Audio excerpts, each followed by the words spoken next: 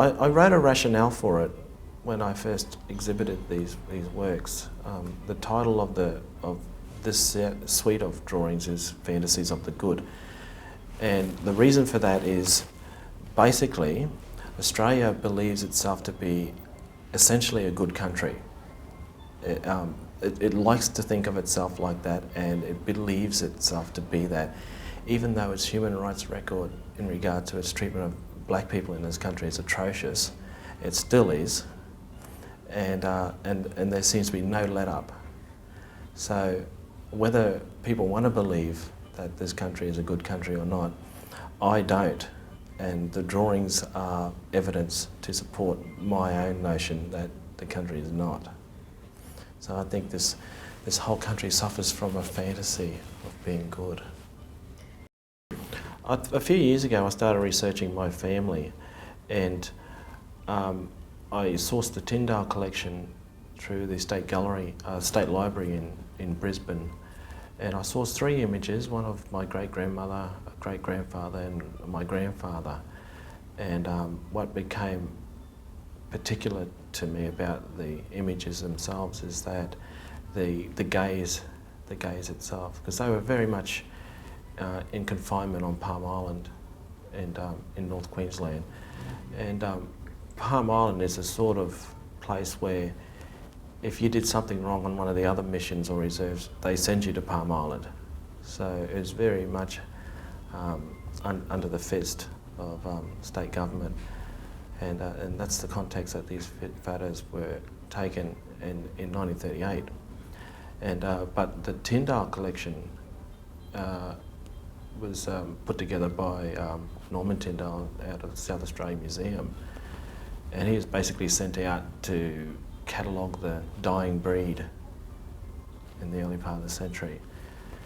And so the images themselves, that while they're represented as portraiture, the original source images, they're actually a scientific record. So they shouldn't be considered as anything other than that. So I thought I would get these images and try to represent them as portraiture, but not just as portraiture, but as Aboriginal people and contemporary Aboriginal people. So I did, the first 2 drawings were of my great-grandfather and my grandfather, and the rest of the drawings are of my cousins and uncles. Well, there's a point I'm trying to make with the portraits, and I think it's, once you frame them conceptually, they speak very clearly the point they make. But I've chosen to do just the men in my family, because the point I'm making, it needs to be the one point and not to be clouded with any other issues of the female aesthetic or things like that. I'm probably going to do my mother and some of my cousins, the women in my family, but that will wait. So this first lot, which is going to take a few years, will be all the men in my family. Throughout, what's the most consistent thing in all the portraits is that they look straight on and that the gaze is the same in each portrait. And what is particular, though, is that when I'm talking with my cousins about sitting for me and stuff, I remind them that the mindset they have to develop for these images is a mindset of no pride and no courage. And that's what you get. You end up with that gaze.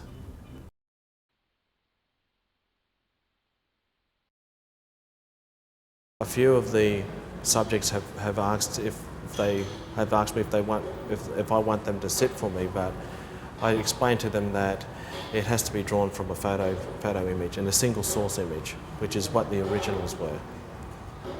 It turns out, I've only recently found out, that I used to sit under tables and draw and sit in a corner and go off by myself and draw when I was very small. So I've always felt like I was always a drawer, and my mother and my grandmother told me that I really was.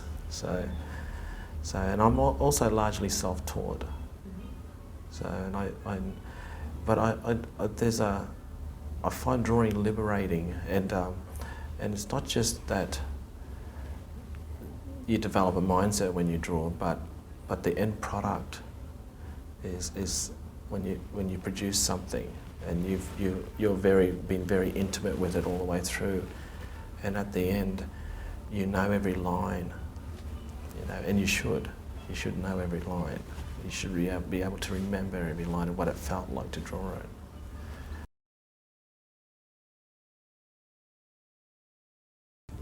I actually start on the eyes and the nose and the mouth and work out from there.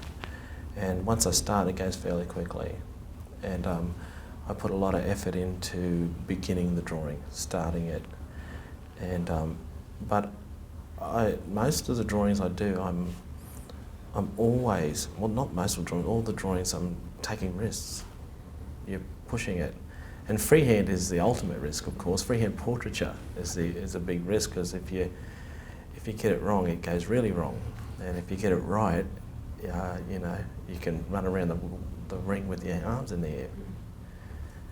But the rendering that in this drawing here, and you can see it, is that I've started drawing in charcoal and marking the drawing out, but to actually render the texture of the drawing itself, I've produced, I grab a stick of charcoal and I'll break it up into pieces that are about 1.5 centimetres, and you can see that's what I've used here, and you can see where the width of the charcoal.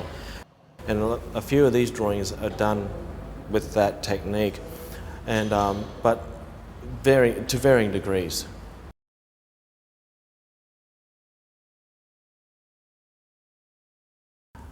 I like to think that my art can change people's ideas of what Aboriginal people are now, but I think the historic idea of the Aborigine needs to be changed too. But what I'm doing right now with my work is trying to alter the contemporary image of Aboriginal people.